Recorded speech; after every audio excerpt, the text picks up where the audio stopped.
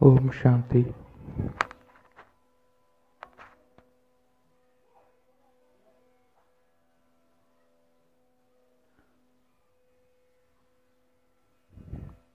ನಾನು ನಿಮಗೆ ಹೇಳುತ್ತಿರುವ ಮಾತುಗಳು ನಿಮ್ಮ ಜೀವನದಲ್ಲಿ ತುಂಬ ಉಪಯೋಗವಾಗಲಿವೆ.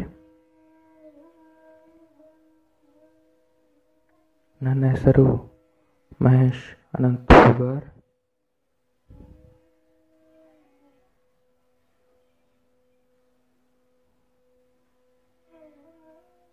ನಾನು ಹಲವಾರು ಪುಸ್ತಕಗಳನ್ನು ಓದಿದ್ದೇನೆ ಹಾಗೂ ಹಲವಾರು ಜನರ ಮಾತುಗಳನ್ನು, ಸ್ಪೀಚ್ಗಳನ್ನು ಕೇಳಿದ್ದೇನೆ.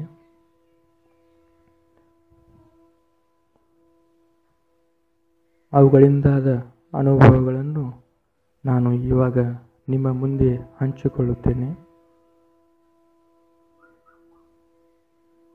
ಅಂತಹ ಅನುಭವದ ಮಾತುಗಳಿಂದ ನನ್ನ ಜೀವನದಲ್ಲಿ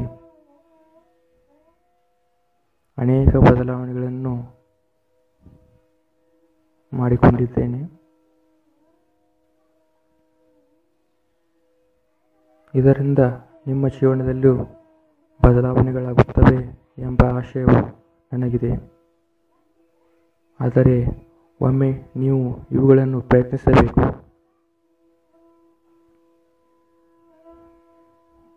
ನಾನು ಮೂಲತಃ ಪಾಶಾಪುರ ಗ್ರಾಮದ ವ್ಯಕ್ತಿಯಾಗಿದ್ದೇನೆ.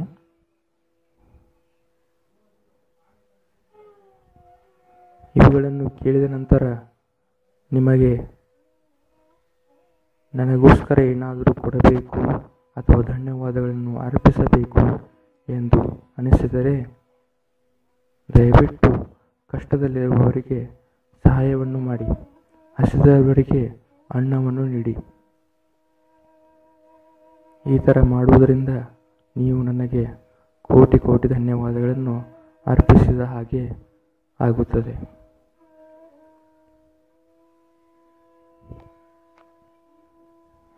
ನನ್ನ ಮಾತುಗಳನ್ನು ಇವಾಗ ನಾನು ಮುಂದುವರಿಸುತ್ತೇನೆ.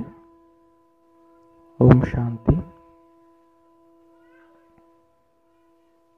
ನಿಮ್ಮ ಎರಡೂ ಕಣ್ಣುಗಳನ್ನು ಮುಚ್ಚಿಕೊಳ್ಳಿ. ಪದ್ಮಾಸನದಲ್ಲಿ ತದೇಕ ಚಿತ್ತದಿಂದ ಕುಳಿತುಕೊಳ್ಳಿ.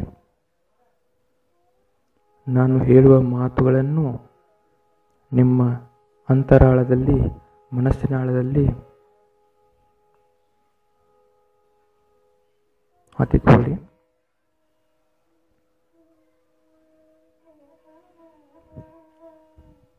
ನಾನು ಆತ್ಮ.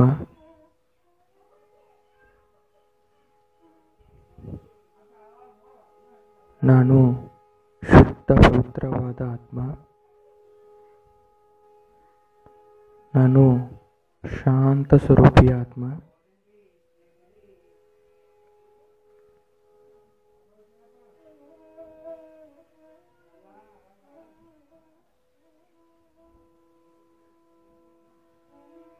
ನನ್ನಲ್ಲಿ ಶಕ್ತಿ ಇದೆ.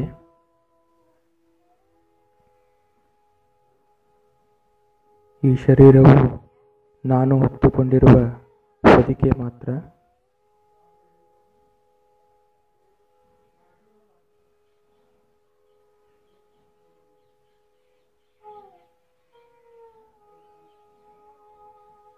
ಈ ಹೊದಿಕೆಯನ್ನು ನಿಯಂತ್ರಿಸುವುದು ಆತ್ಮ. ನಾನು ನಿಮ್ಮ ಹಣೆಯ ಮಧ್ಯಭಾಗದಲ್ಲಿ, ಅಂದರೆ ನೀವು ಕುಂಕುಮವನ್ನು ಅಥವಾ ಗಂಧವನ್ನು ಇಟ್ಟುಕೊಳ್ಳುವ ಸ್ಥಳದಲ್ಲಿ ಇರುವೆನು. ನಿಮ್ಮ ಕಣ್ಣುಗಳನ್ನು ಮುಚ್ಚಿ ಅನುಭವವನ್ನು ಮಾಡಿಕೊಳ್ಳಬಹುದು. ತದೇಕ ಚಿತ್ತದಿಂದ ನಿಮ್ಮ ಭ್ರುಕುಟಿಯ ಮಧ್ಯದಲ್ಲಿ ವೀಕ್ಷಿಸಿ.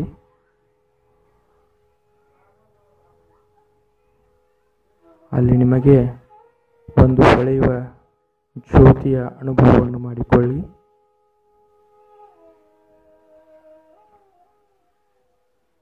ಅದೇ ಆತ್ಮ.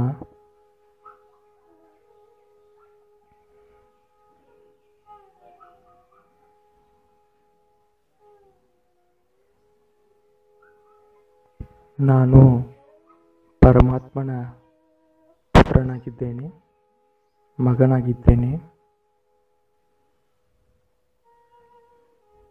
ಪರಮಾತ್ಮನು ನನ್ನ ತಂದೆಯಾಗಿದ್ದಾನೆ. ನಾನು ಪರಮಾತ್ಮನ ಪುತ್ರನಾಗಿ ಈ ಭೂಮಿಯಲ್ಲಿ ಹೇಗೆ ಇರಬೇಕು?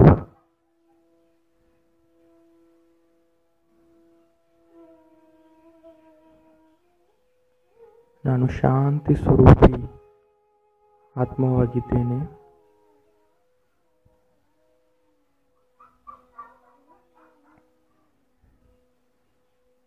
ಇವತ್ತು ನಾನು ನನ್ನ ಮನಸ್ಸಿನಲ್ಲಿ ನಿರ್ಧರಿಸಿಕೊಳ್ಳುತ್ತೇನೆ,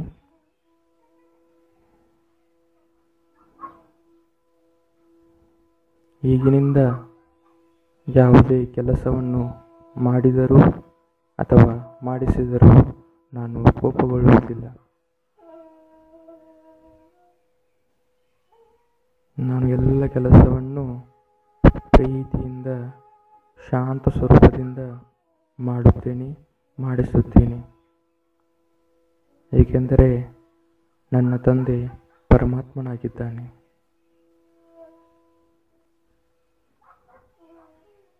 ಪರಮಾತ್ಮನ ಗುಣಗಳು ನನ್ನಲ್ಲಿ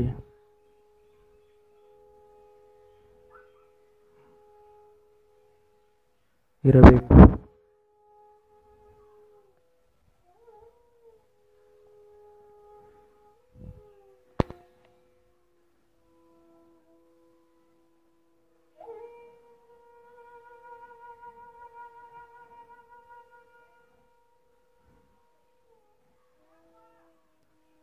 ನನಗೆ ದಿನವಿಡೀ ಹಲವಾರು ಕೆಲಸಗಳಿವೆ.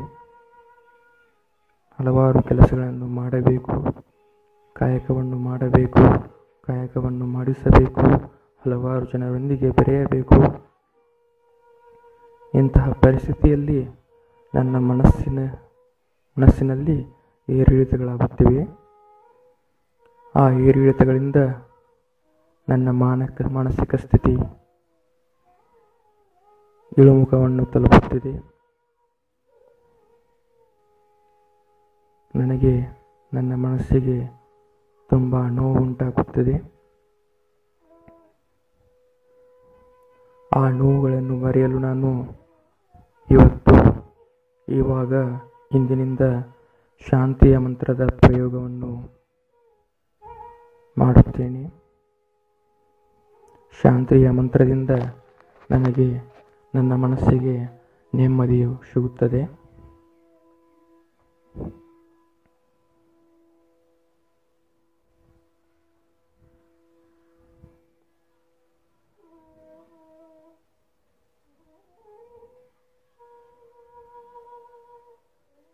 ನಾನು ಶಾಂತ ಸ್ವರೂಪಿ ಆತ್ಮ.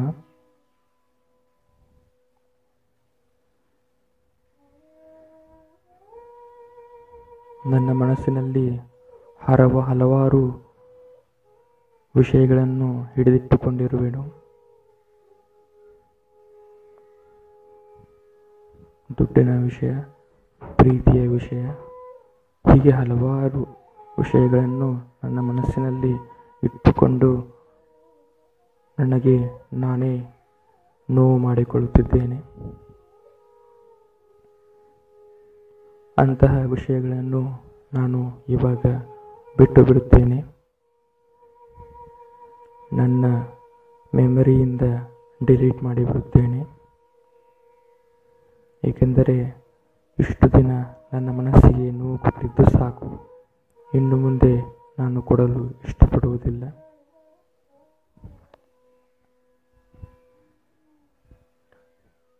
ನಾನು ಈರ್ಷೆ, ಅಸೂಯೆ,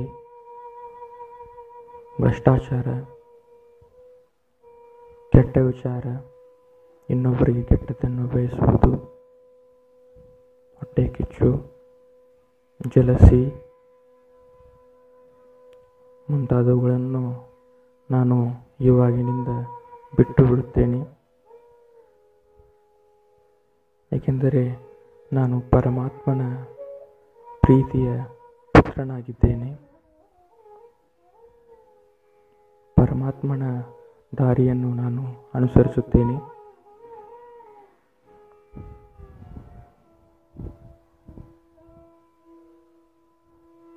ಒಳ್ಳೆಯದನ್ನೇ ಮಾಡುತ್ತೇನೆ, ಒಳ್ಳೆಯದನ್ನೇ ಕೇಳುತ್ತೇನೆ, ಒಳ್ಳೆಯದನ್ನೇ ಮಾತನಾಡುತ್ತೇನೆ ಎಂದು ನನ್ನಲ್ಲಿ ನಾನು ದೃಢ ಸಂಕಲ್ಪ ಮಾಡಿಕೊಂಡಿರುವೆನು.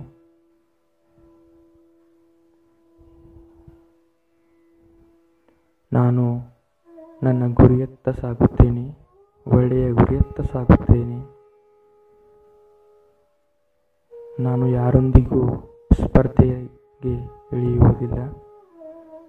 ನನ್ನ ಗುರಿಯನ್ನು ತಲುಪುವಾಗ ನಾನು ಯಾರೊಂದಿಗೂ ಸ್ಪರ್ಧೆಗೆ ಇಳಿಯುವುದಿಲ್ಲ.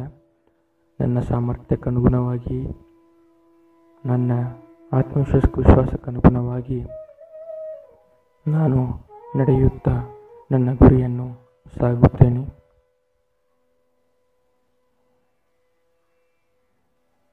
ನಾನು ದಿನವೂ 10 ರಿಂದ 15 ನಿಮಿಷಗಳವರೆಗೆ ಕಣ್ಣುಗಳನ್ನು ಮುಚ್ಚಿಕೊಂಡು ಪರಮಾತ್ಮನ ಧ್ಯಾನವನ್ನು ಮಾಡುತ್ತೇನೆ.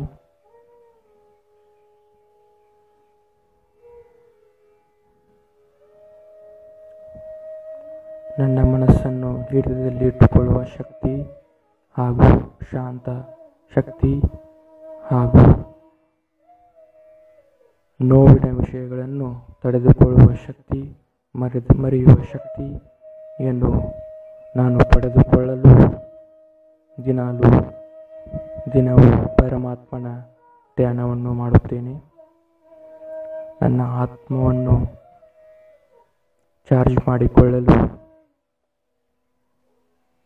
ನನ್ನ ಆತ್ಮವನ್ನು ಯೋಗ ಶಕ್ತಿಯಿಂದ ಪರಮಾತ್ಮನೆಡೆಗೆ ದಿನವೂ ಸಂಪರ್ಕ ಹೊಂದಿಸುತ್ತೇನೆ. ಪರಮಾತ್ಮನೊಂದಿಗೆ ದಿನವೂ ಸಂಪರ್ಕವನ್ನು ಹೊಂದಿ ನನ್ನ ಆತ್ಮವನ್ನು ನಾನು ಚಾರ್ಜ್ ಮಾಡಿಕೊಳ್ಳುತ್ತೇನೆ.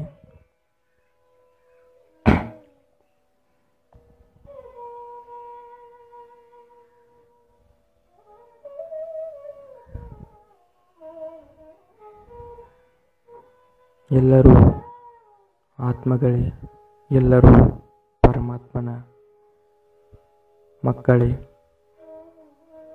ಎಲ್ಲ ಮಕ್ಕಳು ನಮ್ಮ ಅಣ್ಣ ತಮ್ಮಂದಿರಿದ್ದಂತೆ.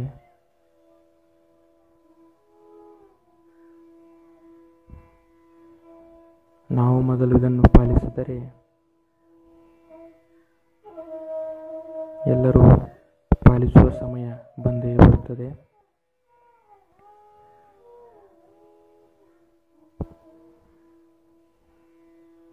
ನಾನು ಮಾಡುವ ಕೆಟ್ಟ ವಿಚಾರಗಳು, ಕೆಟ್ಟ ಯೋಚನೆಗಳು, ಇನ್ನೊಬ್ಬರಿಗೆ ಕೆಟ್ಟದ್ದನ್ನು ಬಯಸುವುದು, ಮೋಸ ಮಾಡುವುದು, ದ್ರೋಹ ಮಾಡುವುದು ಮುಂತಾದವುಗಳು ನನ್ನ ಕರ್ಮದ ಖಾತೆಯಲ್ಲಿ ಜಮಾ ಆಗುತ್ತವೆ, ನಮ್ಮ ಕಾರ್ಮಿಕ ಅಕೌಂಟ್ನಲ್ಲಿ ಜಮಾ ಆಗುತ್ತವೆ. ಅವುಗಳನ್ನು ನಾವೇ ಅನುಭವಿಸಬೇಕಾಗುತ್ತದೆ. ಆದ ಕಾರಣ ಈ ದುಸ್ಸಂಗತಿಗಳನ್ನು ಬಿಟ್ಟು ಪರಮಾತ್ಮನ ಸನ್ಮಾರ್ಗವನ್ನು ಹಿಡಿದರೆ ನಿಮ್ಮ ಆತ್ಮಕ್ಕೆ ಮೋಕ್ಷವನ್ನು ಪಡೆಯುತ್ತೀರಿ ಹಾಗೂ ನಿಮಗೆ ಎಲ್ಲ ಕಷ್ಟಗಳಿಂದ ಪರಮಾತ್ಮನು ದೂರವಿರಿಸುತ್ತಾನೆ.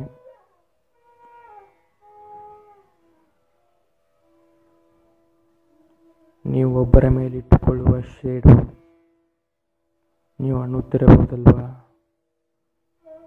ನಾನು ಈ ಮಾತನ್ನು ಸಾಯುವ ತನಕ ಮರೆಯುವುದಿಲ್ಲ, ಇದಕ್ಕೆ ನಾನು ಪ್ರತಿಕಾರ ತೀರಿಸಿಕೊಳ್ಳುತ್ತೇನೆ.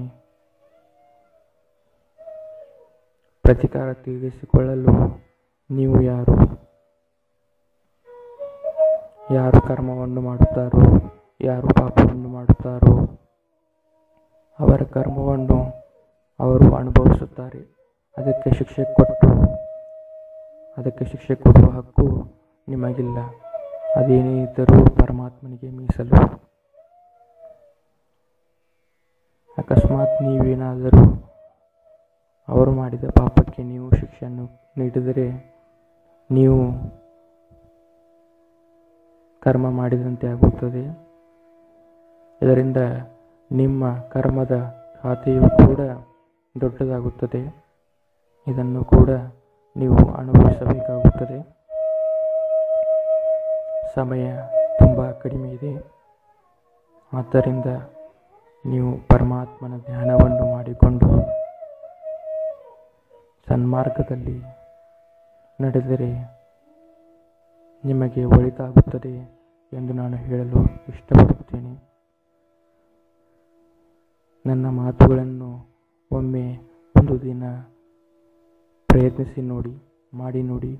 ನಿಮಗೆ ಇದರಿಂದ ಸಿಗುವ ಖುಷಿಯ ನಿಜವಾದ ಆತ್ಮಾನಂದದ ಅನುಭವವು ನಿಮಗೆ ಆಗುತ್ತದೆ ಎಂದು ನಾನು ಹೇಳಲು ಇಷ್ಟಪಡುತ್ತೇನೆ.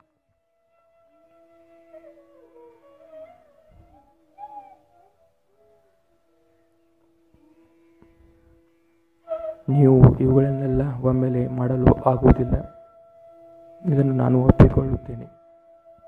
ನೀವು ಹಂತ ಹಂತವಾಗಿ ಇವುಗಳನ್ನು ಮಾಡುತ್ತಾ ಹೋದರೆ ಒಂದು ದಿನ ನೀವು ಕೂಡ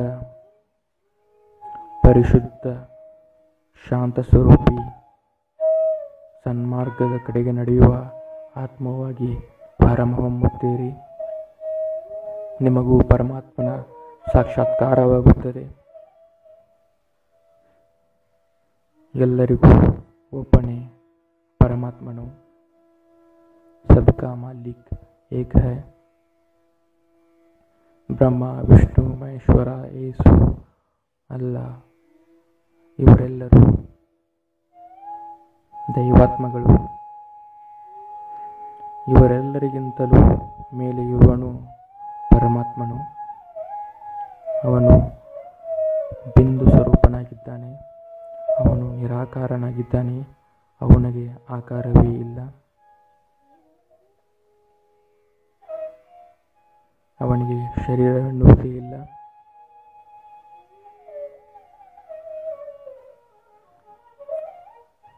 ಅವನಿಗೆ ಎಲ್ಲ ಮಕ್ಕಳು ಅಷ್ಟೇ. ಯಾರೂ ಮೇಲು ಕೀಳು ಎನ್ನುವರಿಲ್ಲ.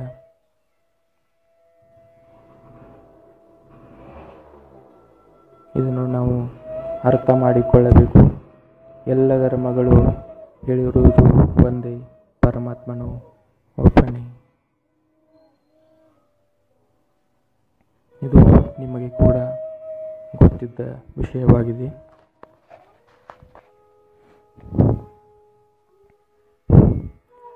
ಇದು ಆಧ್ಯಾತ್ಮದ ಬಗ್ಗೆ ನಾನು ನಿಮ್ಮ ಜೊತೆಗೆ ಶೇರ್ ಮಾಡಿಕೊಂಡಿರುವ ವಿಷಯಗಳಾಗಿವೆ.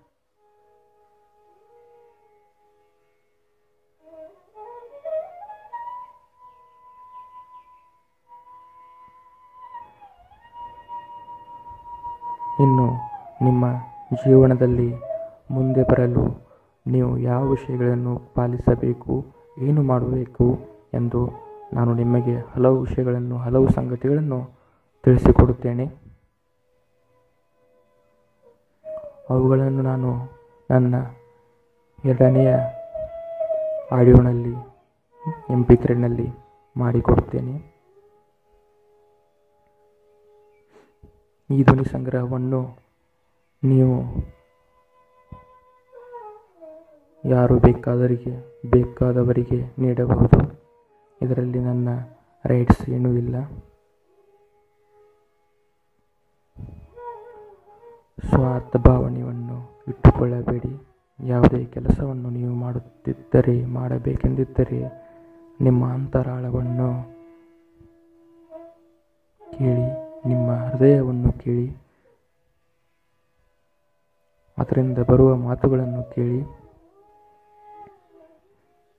ನೀವು ಯಾವುದನ್ನು ಪ್ರೀತಿಸುತ್ತೀರೋ, ಯಾವ ಕೆಲಸವನ್ನು ಪ್ರೀತಿಸುತ್ತೀರೋ ಅದನ್ನೇ ಮಾಡಿ. ಅದನ್ನು ಮಾಡುವುದರಿಂದ ನಿಮಗೆ ಯಶಸ್ಸು ಕಟ್ಟಿಟ್ಟ ಬುತ್ತಿ.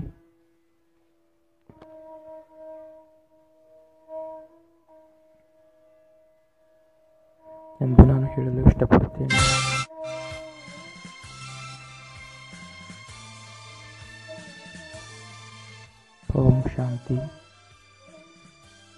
ಎಲ್ಲರಿಗೂ ಒಳ್ಳೆಯದಾಗಲಿ ಎಂದು ಬಯಸಿ ನಾನು ಬಯಸುವುದು ಅದನ್ನೇ. ನೀವು ಯಾವ ಕೆಲಸವನ್ನು ನಿಮ್ಮ ಸ್ವಾರ್ಥಕ್ಕೆ, ಅಂದರೆ ಭಕ್ತಿಗೆ, ಕೀರ್ತಿಗೆ, ಹಣಕ್ಕೆ ಮುಂತಾದವು ಗಳಿಗೋಸ್ಕರ ಮಾಡುತ್ತೀರೋ ಅಂಥ ಕೆಲಸಗಳಲ್ಲಿ ನೀವು ಯಶಸ್ಸನ್ನು ಕಾಣುವುದಿಲ್ಲ.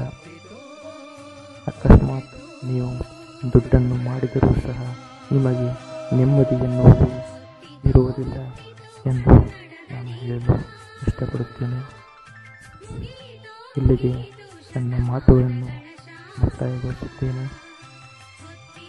ಓಂ ಶಾಂತಿ. ಓಂ ಶಾಂತಿ. ಶಾಂತ ಸ್ವರೂಪರಾಗಿ